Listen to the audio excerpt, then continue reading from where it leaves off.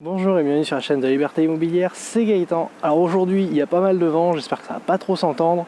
On va essayer de faire une courte vidéo sur un sujet que j'ai vu pas mal revenir en ce moment. C'était comment essayer de négocier au mieux son crédit avec son banquier. Donc les choses qu'on peut mettre en avant sur son dossier, les choses qui pourraient faire en sorte d'avoir un meilleur taux, de meilleures conditions, bref, tout ce qu'il faut pour faire un bon investissement locatif.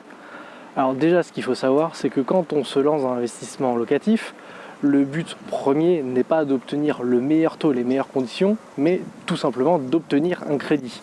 Parce que quand on fait nos calculs de recherche de biens immobiliers, on va prendre en compte en général le pire des cas pour faire une estimation grossière de combien ça nous coûterait pour derrière savoir combien est-ce qu'on aurait de cash flow. Partant de là, il faut que l'opération soit rentable de base avec ces pires conditions-là et ensuite travailler justement pour obtenir des conditions plus favorables. Mais ça, c'est un deuxième temps. Le premier temps est vraiment le plus important, c'est d'obtenir le crédit. Comme vous voyez, il y a vraiment beaucoup de vent. Alors, qu'est-ce que vous pouvez négocier dans l'obtention de votre crédit pour faire baisser le taux ou les choses que vous pouvez éventuellement avoir derrière? La première chose qu'on peut imaginer et que très souvent le banquier va vous demander, c'est de prendre l'assurance habitation, donc l'assurance pour le logement du bien, dans la banque où vous prenez le crédit. Ça, en général, ça va avec, au moins pour un an, prendre le crédit chez eux, quitte à en changer au bout d'un an. Après, vous faites ce que vous voulez. Les assurances sont à prendre pendant un an. Après, à la date anniversaire, vous pouvez très facilement en changer.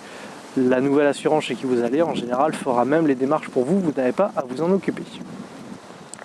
La deuxième chose également que votre banquier peut vous demander, surtout si vous démarrez dans les investissements, c'est la domiciliation bancaire. C'est-à-dire que si vous êtes salarié, vous mettiez tous vos revenus dans cette banque-là, ainsi que votre loyer si vous avez un loyer, bref, toutes ces choses-là, qu'ils puissent les récupérer. Alors pourquoi est-ce qu'il vous demanderait ce genre de choses-là? C'est tout simplement parce que votre banquier va se faire très peu d'argent sur la demande de crédit, surtout en ce moment où les taux sont très bas. Là où il va gagner plus d'argent, c'est s'il arrive à ramener de l'argent dans la banque. C'est là où pour lui c'est le plus intéressant. Du coup, c'est pour ça qu'il vous propose déjà de 1 l'assurance et de 2 la domiciliation de vos revenus. L'autre point que vous pouvez éventuellement négocier, c'est si vous n'avez pas envie de domicilier vos revenus ou si vous vouliez encore obtenir mieux, vous pouvez proposer d'ouvrir une assurance vie dans la banque. En général, c'est des produits qui se vendent assez peu, mais qui par contre peuvent lui rapporter beaucoup. Et du coup, si vous lui proposez d'ouvrir une assurance vie chez lui avec les revenus que vous allez toucher de vos loyers, il peut être amené à vous faire encore une meilleure proposition.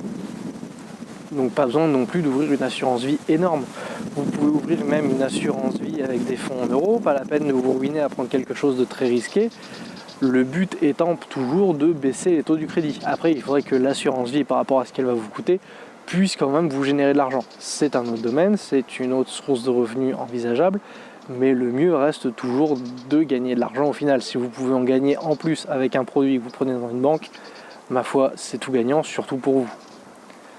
Un autre point que vous pouvez négocier aussi pendant que vous demandez votre crédit, c'est de baisser les frais de dossier. En général, vous n'avez rien à négocier là-dessus, juste une petite remarque en parlant des frais de dossier et presque instinctivement, il va les baisser, ils ont l'habitude, ils ont une énorme marge là-dessus parce qu'au final, ça leur coûte quasiment rien de mettre en place tout ça, tellement ils gagnent d'argent à côté, mais juste en parler, en demander ce qu'il est possible de faire et très vite, vous allez presque les réduire à zéro.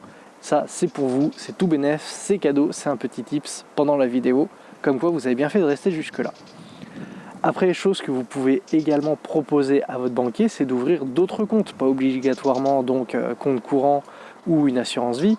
Vous pouvez très bien ouvrir un livret A si vous n'en avez pas déjà un d'ouvert, ou si vous avez des enfants, vous pouvez dire que vous ouvrez un compte pour vos enfants dans la banque. Bien entendu, après, vous faites ce que vous voulez, vous n'êtes pas obligé de vous en servir ou de respecter quoi que ce soit, mais c'est toujours mieux, surtout si vous voulez faire un partenariat avec la banque, qu'elle vous prête encore par la suite, c'est mieux quand même de respecter vos promesses. Il n'y a rien de fermé, il n'y a aucune obligation là-dessus. C'est une obligation indirecte, on va dire. Vraiment, vous n'êtes pas obligé. Mais c'est mieux pour une bonne entente avec la banque parce qu'au final, votre banque est votre partenaire d'investissement. Vous avez besoin d'elle pour pouvoir investir parce que c'est elle qui vous prête l'argent. Derrière, à vous d'essayer de trouver le meilleur compromis entre tout ce que vous pouvez lui apporter, on va dire, comme argent directement, puisque si vous mettez de l'argent chez elle, ben vous lui donnez de l'argent, par rapport à l'argent que vous allez lui demander derrière. Donc essayez de trouver vraiment ce qui marche le mieux en fonction également de votre situation. Comme je l'ai déjà dit dans une précédente vidéo, c'est important de savoir votre situation pour savoir la facilité avec laquelle vous aurez d'emprunter. Et pour ça aussi, vous pouvez également voir avec un courtier qui vous aidera à trouver la meilleure banque par rapport à ce que vous voulez faire, par rapport à qui vous êtes. Donc n'hésitez pas à vous renseigner. Et sachez juste que c'est toujours facile de trouver un emprunt du moment que vous avez un CDI, un peu d'argent de côté et que vous n'êtes pas à découvert tous les mois. Honnêtement, vous n'aurez aucun souci à trouver un crédit. Donc à vous de mettre tout ça en avant, tout ce que vous pouvez apporter à une banque. Si vous avez des idées en plus, n'hésitez pas à les mettre en commentaire pour les partager à tout le monde. Honnêtement, tout ce que vous pouvez amener à la banque vous le rendra lors de vos crédits. De cette façon-là, vous aurez plus facilement des crédits sur 25 voire 30 ans, des taux très bas. Vous pourrez facilement renégocier pour pouvoir rembourser plus tôt votre crédit, que ces choses-là en général sont payantes. Vous pourrez négocier de sorte à pouvoir mettre en pause votre crédit en ayant peu de frais. Bref, il y a vraiment plein de choses que vous pouvez négocier en apportant de la valeur ajoutée à votre dossier. Donc n'hésitez pas vraiment à tout mettre en avant de sorte à ce que vous ayez le meilleur dossier possible et le meilleur emprunt possible. J'espère que la vidéo vous aura plu, c'est le cas, n'hésitez pas à laisser un pouce bleu, un commentaire toujours pour rajouter des informations, n'hésitez pas. Et moi je vous dis à bientôt dans une prochaine vidéo. Allez, ciao!